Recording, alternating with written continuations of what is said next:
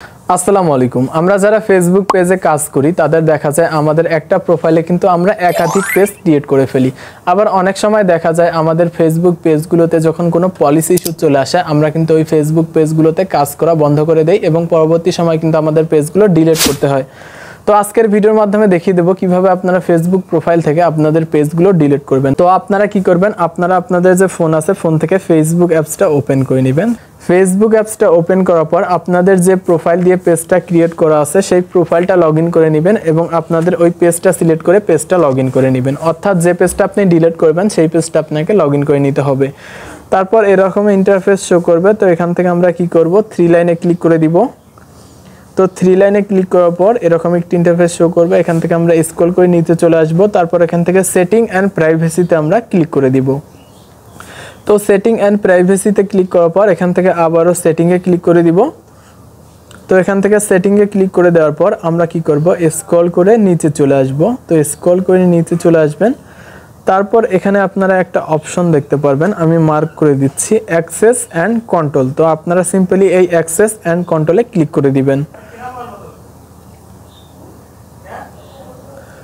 তো access and কন্ট্রোলে click করার পর এখানে দেখতে পাচ্ছেন ডিঅ্যাক্টিভ অ্যান্ড ডিলেশন। তো আপনারা সিম্পলি ডিঅ্যাক্টিভ অ্যান্ড ডিলেশনে ক্লিক করে দিবেন।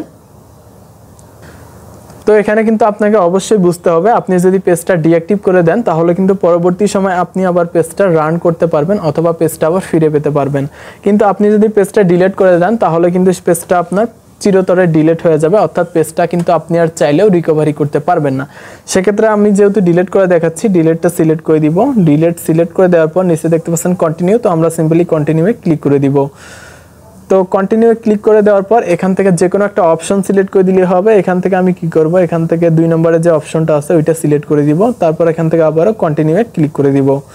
তো কন্টিনিউয়ে ক্লিক করে দেওয়ার পর আপনারা কি করবেন, স্ক্রল করে নিচে চলে আসবেন। নিচে চলে আসার পর আবারও দেখতে পারবেন এখানে কিন্তু কন্টিনিউ বাটন আছে। তো আমরা সিম্পলি কন্টিনিউয়ে ক্লিক করে দিব।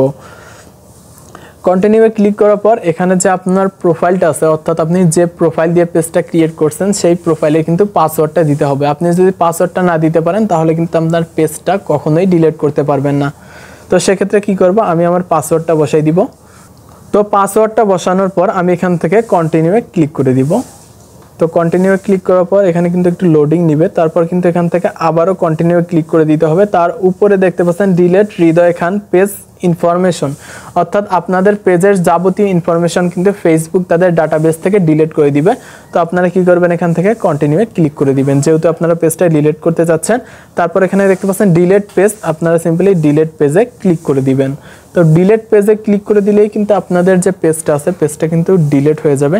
তো এখানে দেখতে পাচ্ছেন পেজটা কিন্তু ডিলিট হয়ে গেছে এবং আমরা যে প্রোফাইলের আন্ডারে পেজটা ক্রিয়েট করছিলাম সেই প্রোফাইলটা কিন্তু এখানে লগ ইন হয়ে গেছে।